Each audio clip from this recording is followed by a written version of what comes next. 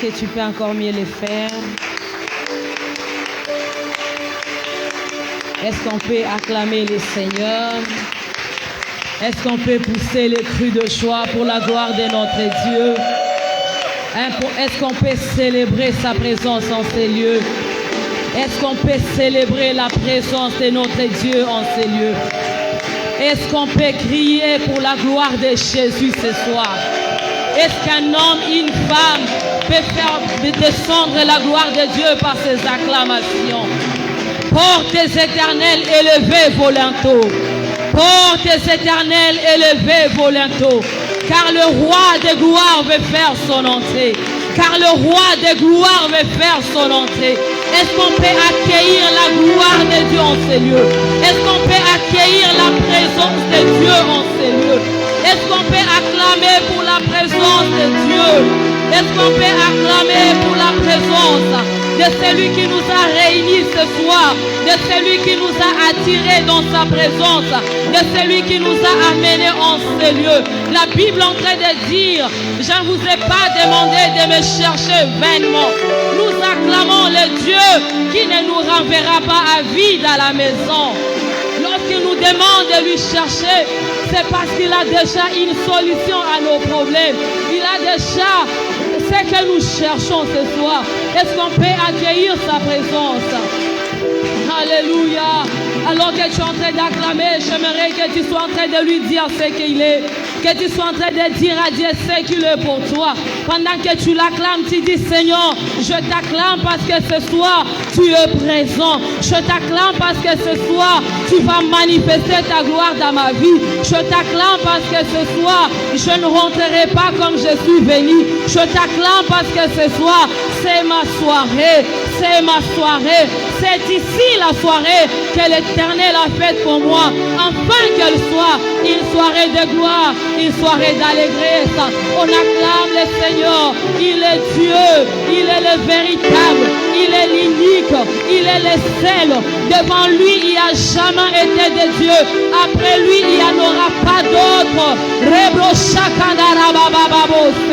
Il est Dieu. Nous acclamons ta présence, Seigneur. Nous célébrons ta présence au milieu de nous, Adonai. Tu es merveilleux. Ta présence est tellement précieuse pour nous, éternel, oh Dieu. Oh Rabababo, Shekenderebo, Rimasakaraba. Commence à prier, dispose ton cœur pour écouter la parole ce soir. Alors qu'on est en train de jouer la mélodie de Yeshua, toi commence à parler au Seigneur. Dis au Saint-Esprit ce soir, parle-moi. Dis à Dieu, je suis disposé ce soir, parle-moi. J'ai besoin d'être enseigné. La Bible dit au commencement était la parole. La parole était avec Dieu et Dieu était la parole. Ce soir, Seigneur, nous reconnaissons que nous ne pouvons pas vivre des pensées seulement, Yahweh. Nous avons mangé à la maison, mais nous nous sommes rendus compte que nous étions incomplets. C'est pourquoi ce soir nous sommes venus, éternel Dieu, parce que nos esprits ont faim de toi. Père, nous voulons entendre ta voix. Viens encore nous parler ce soir. Nous sommes là, éternel Dieu. Saint-Esprit de Dieu, viens. Nous nous attendons à toi ce soir. Nous voulons que tu nous parles, Seigneur. Si tu peux déchirer le ciel, et si tu peux descendre ce soir, si tu peux nous toucher ce soir, si tu peux nous instruire ce soir, si tu peux nous transformer, nous bouleverser ce soir, éternel, oh Dieu, nous nous attendons à toi, Saint-Esprit. Sans toi, les enseigneurs, je t'en prie, mon ami, bouge à gauche, bouge à droite, touche les vies ce soir. Accompagne cette parole par des signes et des prodiges. Saint-Esprit de Dieu, atteins tes objectifs ce soir dans la vie d'une personne. Nous ne voulons pas sortir de ces lieux comme nous sommes venus. Oins-moi, Saint-Esprit, oins ton peuple ce soir. Oins ces messages, éternel, oh Dieu. Oh Rabashekerebosai. Mon cœur te dit que je t'aime, Saint-Esprit. Je t'aime de tout mon cœur. Nous t'aimons, Seigneur. Nous t'aimons, éternel. Béni soit ton nom parce que tu es là. Merci parce que l'ennemi a échoué encore une fois. Reçois la gloire et l'honneur dans le nom de Jésus. Nous avons nos Bibles. Nous allons lire Exode chapitre 33.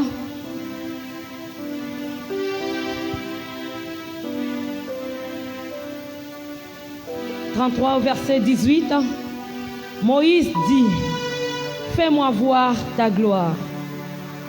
Nous allons lire encore Exode chapitre 19, verset 10 à 11. Nous allons sauter, on va lire les versets 14 à 19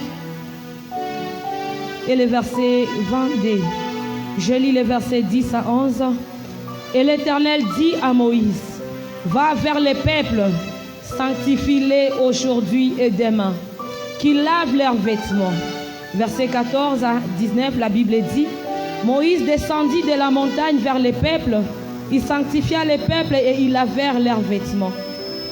Et il dit au peuple, soyez prêts dans les 3 jours, ne vous approchez d'aucune femme. Le 3e jour au matin, il y eut des tonnerres, des éclairs et une épaisse nuée sur la montagne. Le son de la trompette retentit fortement et tous les peuples qui étaient dans les camps furent saisis d'épouvante. Moïse fit sortir le peuple du camp à la rencontre de Dieu et ils se placèrent au bas de la montagne. La montagne de Sinaï était tout en fumée parce que l'Éternel y était descendu au milieu du feu. Cette fumée s'élevait comme la fumée d'une fournaise et toute la montagne tremblait avec violence. Au verset 22, que les sacrificateurs qui s'approchent de l'Éternel se sanctifient aussi, de peur que l'Éternel ne les frappe des morts. Parole du Seigneur. Nous acclamons pour la parole de Dieu. Et nous pouvons nous rasseoir, s'il vous plaît. Je rends grâce à Dieu ce soir pour l'opportunité, la vie, ainsi que les mouvements, les souffles qu'il nous donne encore ce soir. Je suis reconnaissant envers Dieu et je te salue, toi qui es là, au nom de Jésus. Bonsoir. Est-ce que tu es content de me revoir ce soir? Moi, je suis très bénie de te revoir. Tu es tellement précieux aux yeux de Dieu. Tu as tellement dit prix aux yeux de l'Éternel. Osa tellement kitoko. Osa tellement na motuya na miswanzambe. Alors, ça me fait du bien de te revoir. Je dis merci au pasteur David ainsi qu'à maman Sandrine qui ne sont pas seulement des pasteurs avec qui on travaille, mais qui sont une famille pour nous. Amen. Moi et mon mari ainsi que mes enfants, nous les aimons beaucoup. Nous vous aimons beaucoup, grand comme ça. Amen, amen. Ce soir, par la grâce de Dieu, nous sommes dans notre soirée d'enseignement. Nous sommes venus pour enseigner pendant quelques minutes et après nous allons prier par la grâce de Dieu. Amen. Les mardis passés, nous avons déjà commencé à parler. Nous avions introduit le thème que nous sommes en train de parler, qui est « Montre-moi ta gloire ». Et le mardi, on a commencé par la grâce de Dieu à introduire. Et dans notre introduction, on a juste défini le mot « gloire ». Amen. Nous avons dit que la gloire, c'est la présence manifeste de Dieu. La gloire, c'est la présence concentrée de Dieu dans un lieu, dans une personne. On a encore dit que la gloire, ça veut dire, lorsqu'on parle de la gloire, ça veut dire que Dieu décide de se manifester dans la vie d'un homme. Lorsqu'on parle de la gloire, ou bien lorsqu'on voit la gloire, c'est lorsque Dieu décide de se rendre visible. Ça veut dire, Dieu décide de quitter la Bible. Dieu décide de quitter les pages de la Bible et de se rendre visible dans la vie d'un homme. Il décide de se rendre palpable. Il décide de se rendre visible aux yeux d'un homme, ou bien dans un endroit, ou bien dans un lieu. Alléluia. Bien-aimés dans le Seigneur, si le Saint-Esprit a inspiré au pasteur David ce thème, montre-moi ta gloire, c'est parce que Dieu, dans sa bonté et dans son amour, il veut manifester sa gloire dans ta vie. Tu as raté une bonne occasion de dire Amen. Je disais que si Dieu a inspiré ces thèmes, c'est parce qu'il veut manifester sa gloire dans ta vie. C'est parce que Dieu veut se rendre visible dans cette église. C'est parce que Dieu veut se rendre réel dans cette église. Dieu veut être palpable. Dieu veut que tu puisses le voir avec tes yeux. Alléluia. C'est pourquoi on a inspiré ces thèmes. Alors, on ne souhaite pas que ces thèmes ne se limitent qu'au niveau du thème, mais que ces thèmes puissent aller au niveau que ce soit ta vie et que tu vives les contenants de ces thèmes. Alléluia. Mes frères et sœurs, vous serez d'accord avec moi que Dieu est partout. Mais Dieu ne se manifeste pas partout. Dieu est partout, mais il ne se manifeste pas partout. Dieu est partout, mais il ne se manifeste pas dans la vie de tout le monde ou bien dans la vie de chaque chrétien. Bien qu'il peut être dans toutes les églises, mais il ne se manifeste pas dans la vie de toutes les personnes qui viennent dans des églises. Alléluia. Et pourquoi, bien-aimés dans le Seigneur, Dieu peut être partout et ne pas vouloir se manifester partout? C'est parce que, mes frères et sœurs, de la même manière, c'est parce que, mes frères et sœurs, il y a des exigences qui nous permettent, ou bien il y a des exigences qui nous permettent au préalable de voir ou bien de vivre la manifestation de Dieu. Il y a des conditions à remplir. De la même manière, pour rencontrer le roi de ce monde, de la même manière, pour rencontrer le président de ce monde, il y a un protocole à respecter. De la même manière, pour rencontrer Dieu, pour rencontrer ou bien pour vivre la gloire, la présence manifeste de Dieu, il y a un protocole à respecter. Est-ce qu'on est ensemble? Est-ce que ça passe ou ça casse? Il y a un protocole à respecter pour vivre la manifestation de la présence de Dieu dans une vie ou bien dans une église. Alléluia. Par exemple, pour rencontrer le pape, il y a un homme qui a dit que pour rencontrer le pape, si tu es une femme, tu dois t'habiller en noir et tu dois mettre un foulard sur ta tête.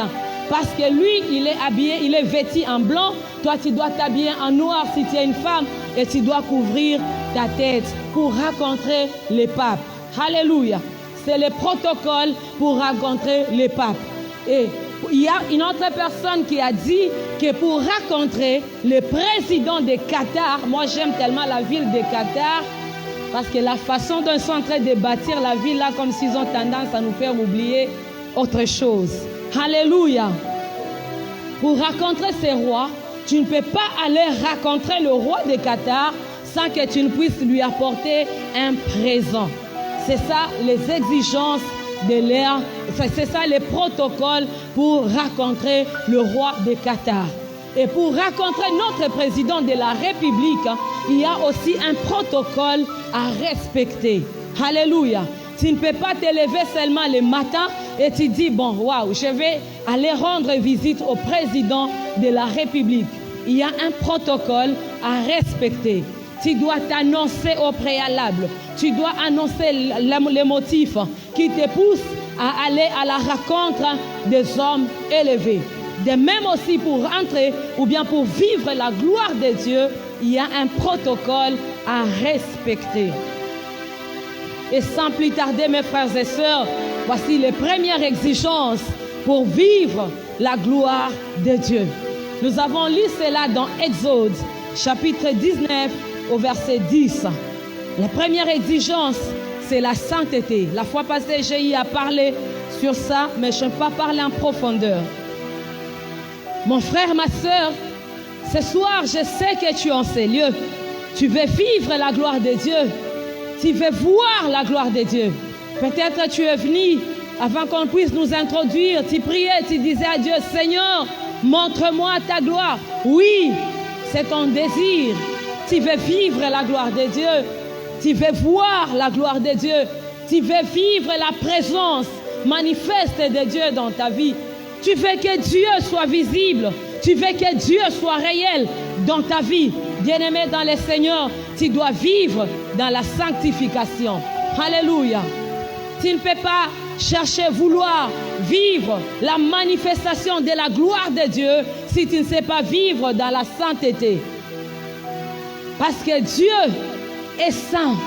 Et la Bible dit que tous ceux qui s'approchent de Dieu doivent se sanctifier de peur qu'ils ne meurent dans la présence de Dieu. Alléluia. Si tu veux vivre la gloire de Dieu, mon frère, ma soeur, tu dois vivre dans la sanctification. Parce que Dieu ne peut manifester sa gloire.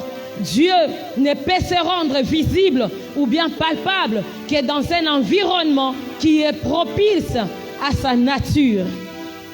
Et c'est quoi la nature de Dieu? La Bible nous dit que Dieu est saint. Tu dois être saint pour que Dieu puisse se sentir à l'aise dans ta vie. Tu dois créer un environnement saint autour de toi pour que la gloire de Dieu puisse se manifester dans ta vie, dans ta maison ou bien dans ton église. Alléluia. Tu veux vivre la gloire de Dieu, mon frère, ma soeur, tu dois vivre loin de l'immoralité. Tu dois apprendre à vivre loin des demi-vérités, où tu parles de vérité mais à moitié. Tu parles de la vérité qui est mélangée avec les mensonges. Tu peux dire, oui, on te pose la question, ma sœur, est-ce que tu as déjà connu des hommes? Oui, tu avais déjà même avorté, mais tu dis, j'avais seulement connu les hommes, mais je n'avais pas avorté. Tu dis la vérité, mais à moitié. Alléluia. Si tu veux vivre la gloire de Dieu dans ta vie, tu dois éviter à dire des demi-vérités. Tu dois vivre dans la vérité totale. Tu dois prendre la décision de vivre loin des vols. Tu dois prendre la décision de vivre loin de l'impudicité, loin de l'ivrognerie. Alléluia. Loin de l'escroquerie. Tu dois apprendre à vivre loin de la débauche. Si tu veux que Dieu se manifeste dans ta vie, si tu vis avec un homme d'autrui, la femme d'autrui, tu dois les abandonner afin que la gloire de Dieu se manifeste dans ta vie. Alléluia. Si tu as ton ami, ton fiancé, ta fiancée, et que vous couchez ensemble, tu dois abandonner cette vie. Parce que tu ne peux pas dire, Seigneur, montre-moi ta gloire, et puis tu continues à tomber dans l'impudicité. Tu ne verras pas la gloire de Dieu, mon frère, ma soeur. Tu veux vivre la gloire de Dieu, tu dois apprendre à vivre dans la sainteté. Parce que Dieu est saint. Il est saint et il ne manifeste sa gloire que là où il y a la sainteté, que là où il y a la pureté. Tu dois abandonner la sorcellerie. Tu dois arrêter d'ensorceler. Tu dois arrêter de voler, de vivre dans des mivets. On t'envoie pour acheter quelque chose pour l'église. Ça reste 10 $, ramené à l'église. Alléluia. Alléluia. Et deuxième exigence, sans plus tarder, mes frères et sœurs, c'est la soif de Dieu. Est-ce que tu peux dire la soif? Tu peux dire à ton voisin, à ta voisine, la soif. Tu peux lui dire que j'ai soif de Dieu. Nous avons lu cela dans Exode 33, 18. Bien-aimés, lorsque j'ai lu ces passages et lorsque j'ai commencé à méditer profondément, j'ai compris que Moïse était un assoiffé de Dieu. Il était un homme assoiffé de Dieu. Il avait tellement soif de Dieu, comme j'avais dit la fois passée, qu'au chapitre 14 de Exode, au verset 15 et 16, la Bible est en train de me dire, nous avons vu ensemble Moïse qui a vécu la gloire de Dieu ensemble avec toute la nation d'Israël en voyant la mer Rouge se séparer en deux. C'était la manifestation de la gloire de Dieu. Parce qu'aucun homme ne peut séparer la mer Rouge en deux. Il n'y a que Dieu lui-même qui était descendu par sa toute puissance, par le souffle de ses narines. La mer s'est séparée en deux. Moïse avait vu la gloire de Dieu se manifester. Lorsqu'on a évolué, on est arrivé au chapitre 16 de Exode. Nous voyons encore la gloire de Dieu qui se manifeste. Lorsque le peuple était affamé, ils ont crié vers l'Éternel et Dieu leur a envoyé la manne. Ils ont vu la gloire de Dieu parce que la manne était un repas préparé par l'Éternel. Dans le désert, il n'y avait aucune boulangerie pour préparer les pains. Dans les déserts, il n'y avait aucune boutique pour acheter la farine, pour acheter les levures ou bien les sucres, afin de fabriquer les pains. Mais Dieu lui-même, par sa gloire, il a pu donner la manne aux enfants d'Israël. Il a pu les nourrir dans les déserts pendant 40 années. Alléluia. Bien-aimé, il a vu la gloire de Dieu. Mais une fois arrivé au chapitre 33, je vois encore cet homme qui dit, Seigneur, montre-moi ta gloire. Comme je l'avais dit mardi, Moïse, c'est quoi ton problème? Tu as déjà vu la gloire, mais pourquoi tu demandes encore à Dieu, montre-moi ta gloire? C'est là où j'ai compris que Moïse, étant ingrat, assoiffé de Dieu, il avait une grande soif de Dieu. Il avait une grande soif de Dieu. Moïse savait que ce que Dieu était pour eux, il était plus que ce que Dieu était déjà pour eux. Dans Nalingina Lobango Nalingala, Moïse a yebaki ke Nzambe azali koleka oyo abayebaki déjà kaza. Moïse savait que Dieu avait des grandes choses, avait des provisions, avait des bénédictions plus grandes que Obamonaki déjà. Moïse savait que ceux qui t'ont moni de gens qui aiment Nzambe na dimension wana, ça veut dire que et ça n'a pas dimension ya minene koleka auto aussi la commune. Alors il a dit, Seigneur, montre-moi ta gloire. Nalingi te komo na ba gloire kaka ya lobi. Nalingi kotikala na ba gloire ya lobi kaka te. Lelo eza possible. Ola ki sangan kembo koleka ona mona ki lobi. Alléluia. Nous voyons Messi qui a, si c'est 7 ballons d'or, je ne sais pas, mais il ne s'est jamais fatigué aussi de chercher des ballons d'or. Mais pourquoi toi tu te fatigues de chercher Dieu? Pourquoi toi tu te fatigues de désirer et de soupirer à des prochaines dimensions? Pourquoi toi tu te limites seulement qu'avoir de l'eau au niveau de tes genoux? La Bible est en train de dire dans Ézéchiel 47 que lorsqu'il était dans les temples, lorsqu'il a vu la vision, il y avait l'eau qui coulait de l'estrade et ça coulait. L'eau a commencé à monter. C'était au niveau des chevilles. À un certain niveau, l'eau a augmenté au niveau de ses genoux. Après un temps, l'eau a monté jusqu'au niveau de sa hanche. Après un temps, l'eau montait jusqu'au niveau de ses épaules, jusqu'à ce que ça a débordé. Ça a débordé. Mais toi, pourquoi tu te limites seulement qu'avoir de l'eau au niveau de tes chevilles? Pourquoi tu te contentes seulement de la dimension dans laquelle tu opères? Tu te contentes seulement de prier 30 minutes. Pourquoi tu te contentes seulement de prier qu'à l'église? Après le culte, tu dis, j'ai déjà prié, je ne prie plus à la maison. Bien-aimé, non. Moïse n'était pas comme ça. Il a dit, Seigneur, montre-moi ta gloire. J'ai prié hier, aujourd'hui je viens encore, mais mangana ba dimension mosusu. Seigneur, je fais 30 minutes hier, aujourd'hui je vais prier 1 heure. J'ai prié 1 heure aujourd'hui. Demain, montre-moi ta gloire. Je vais prier 2 heures. Hier, j'ai fait 60%. Demain, donne-moi 70%. Il était un homme assoiffé de Dieu. C'est comme, bien-aimé, chaque fois quand je me lève le matin, je cherche d'abord à savoir où est ma bouteille d'eau pour prendre un verre d'eau. Après quelques temps, je cherche encore l'eau pour boire de l'eau. Pendant le matin, quand je bois de l'eau, je dis, waouh, ma soif est étanchée. Après quelques temps, j'aurai encore soif. C'était ça, Moïse. La manne ou bien la mer rouge, c'était comme les verres d'eau qu'il prenait le matin. Et à midi encore, tu as soif. Tu as encore besoin de boire de l'eau. Après le soir, avant les repas, ou bien après, pendant les repas, tu auras encore soif de boire de l'eau. C'était ça la vie de Moïse. Il voulait voir Dieu à tout moment.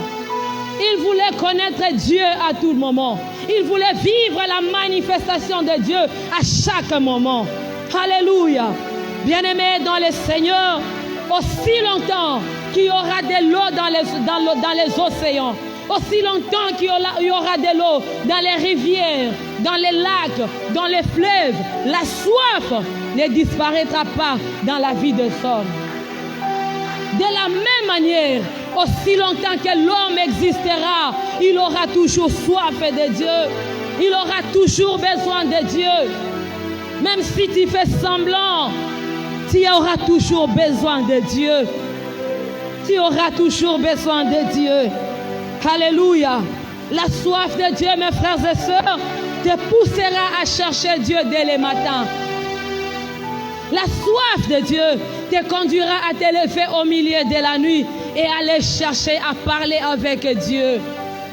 N'est-ce pas, lorsqu'on a soif, même au milieu de la nuit, on peut se lever pour aller chercher de l'eau. Alléluia.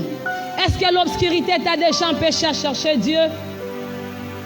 La soif, bien-aimé, te poussera à chercher le Seigneur dès le matin.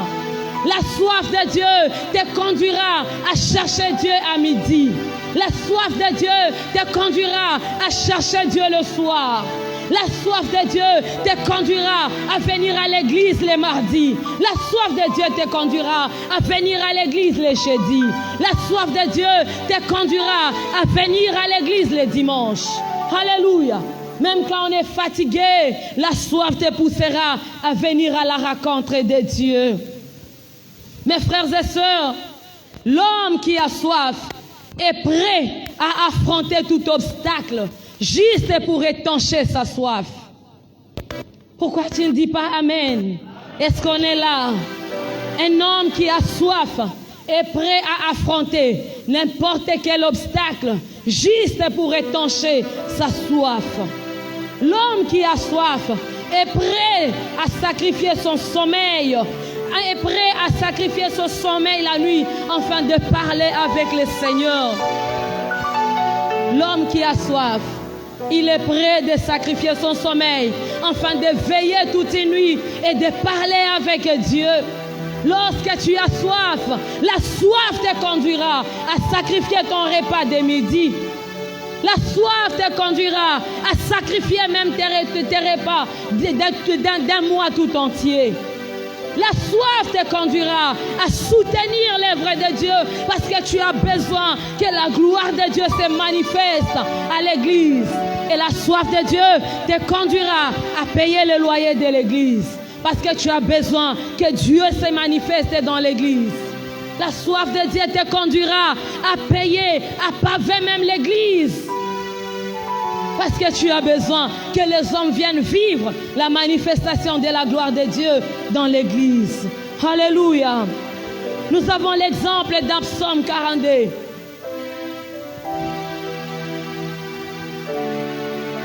C'est David qui est en train de parler là-bas. Je suis en train de lire.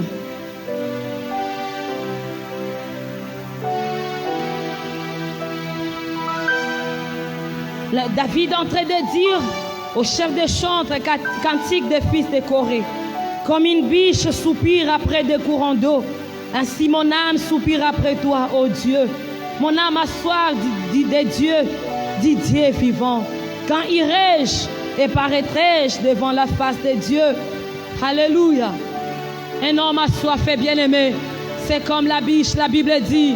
La biche, un homme qui a soif, quand la biche a soif, il soupire auprès des courants d'eau. La biche, lorsqu'elle a soif, la biche, quand elle va boire de l'eau, elle sait bien que dans l'eau, il y a les crocodiles. Malgré la présence des crocodiles dans les eaux, la biche se dit, moi, je dois boire de l'eau. Malgré la présence des crocodiles dans l'eau, la biche se dit, moi, je dois boire de l'eau parce que j'ai soif.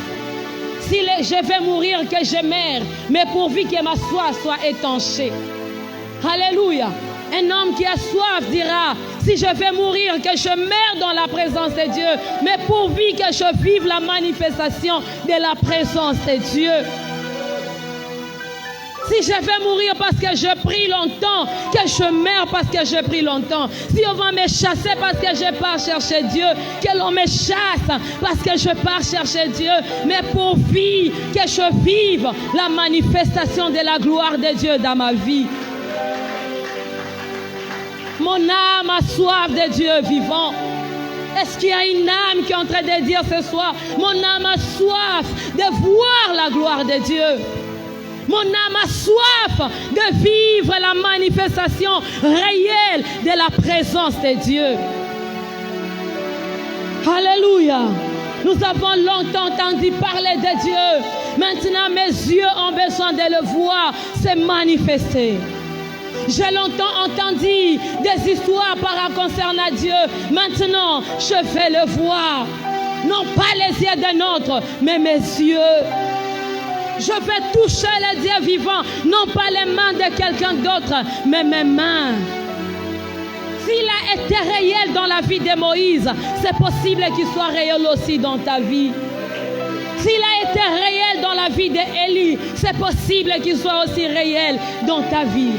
S'il a été réel dans la vie des apôtres, c'est possible qu'il soit aussi réel dans ta vie. Mon âme a soif du Dieu vivant. Mon âme a soif de vivre la gloire de Dieu. Montre-moi ta gloire. Je veux vivre ta gloire. Je veux vivre la manifestation réelle de ta présence. Bien-aimé dans le Seigneur, le niveau de ta soif déterminera la quantité de la manifestation de la gloire de Dieu que tu vas expérimenter. Ah, j'aimerais répéter pour ceux-là qui n'ont pas compris. Je disais que le niveau de ta soif déterminera la quantité de la manifestation de la gloire de Dieu que tu dois expérimenter. Si tu as une petite soif, alors tu vivras une petite manifestation de la gloire de Dieu. Et si tu as une grande soif, tu vivras une grande manifestation de la gloire de Dieu. Alors, quel est le niveau de ta soif ce soir? Quel est le niveau de ta soif ce soir? Alléluia. Tu dois désirer avoir une grande soif de Dieu afin de vivre une grande manifestation de la gloire de Dieu. Frères et sœurs, la soif de Dieu, la soif de vivre la gloire de Dieu te conduira toujours dans la communion profonde avec Dieu. Dans la communion profonde, il y a communion et il y a communion profonde. Alléluia. Lorsqu'on parle de la communion profonde, on voit l'intimité.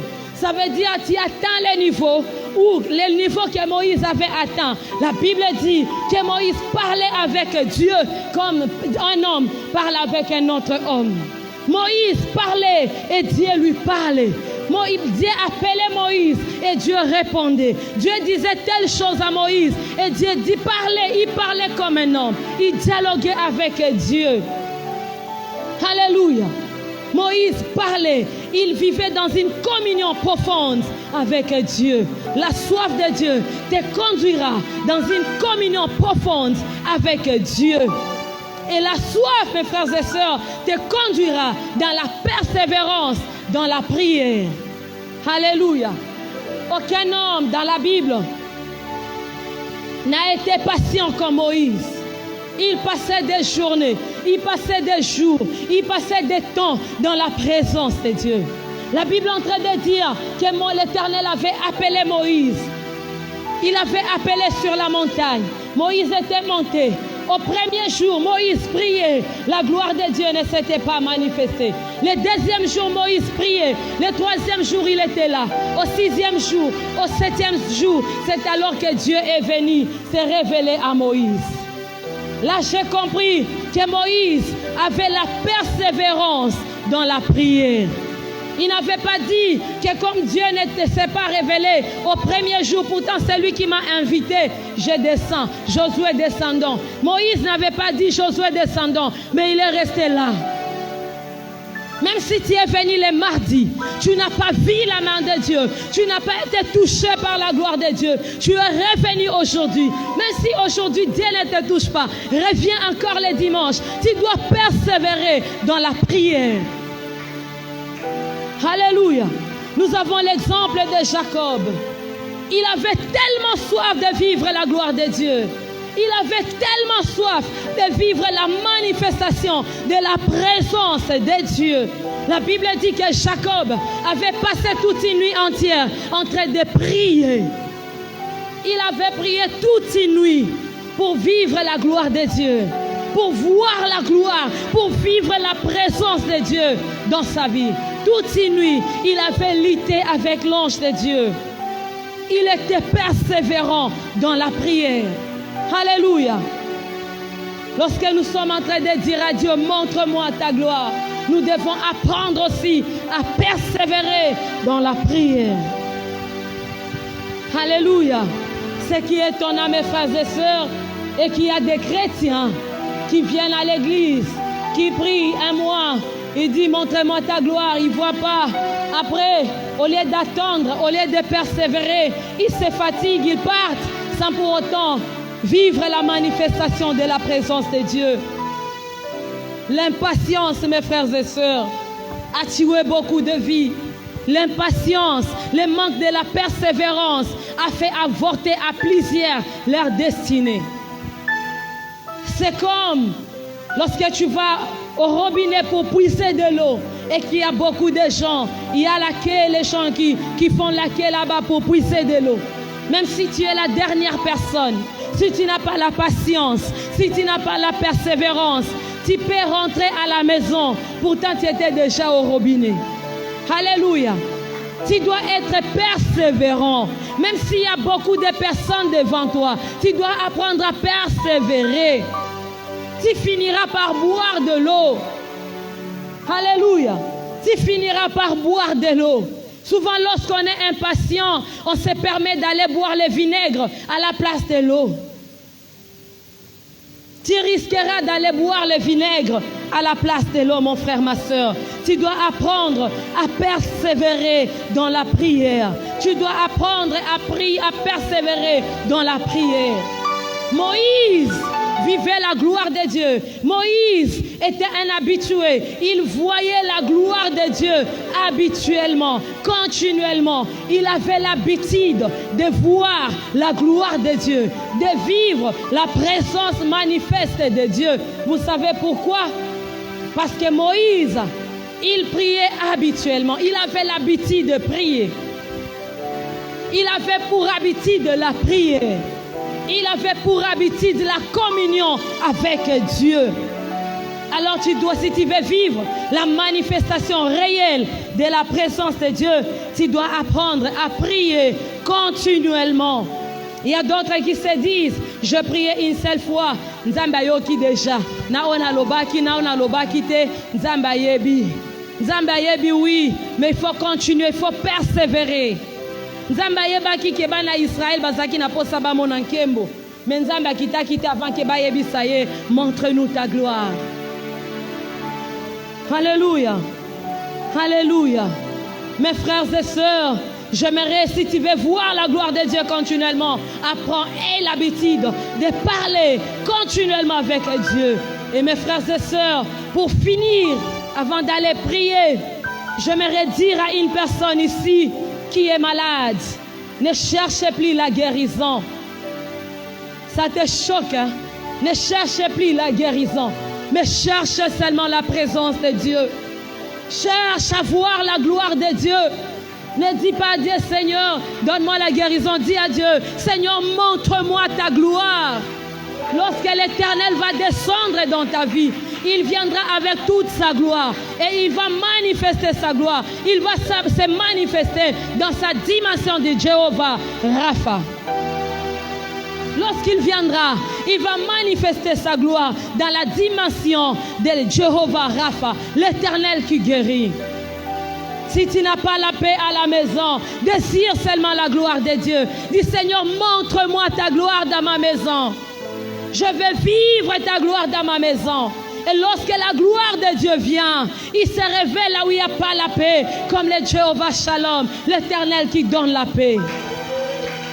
Lorsque la gloire de Dieu arrive, là où il y a les troubles et la paix. Lorsque la gloire de Dieu arrive, là où il y a les manques, là où il y a les insuffisances, il se manifeste comme le Dieu de toute suffisance. J'aimerais dire ce soir à un homme, à une femme, que Dieu est celui qui te suffit pour que tu te maries. Dieu est celui qui te suffit pour que tu puisses réussir dans tes études. Dieu est celui qui te suffit pour que tu puisses changer de vie. Dieu est celui qui te suffit pour que tu puisses vivre dans la pureté.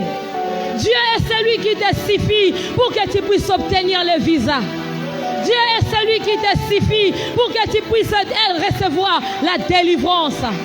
Dieu est celui qui te suffit pour que tu puisses aller de gloire en gloire, de victoire en victoire, de succès en succès. Dieu est celui qui te suffit pour que tu puisses recevoir la force de prier des heures et des heures. Il est le Dieu de toute suffisance. Il se suffit à lui-même. Alléluia. Alléluia.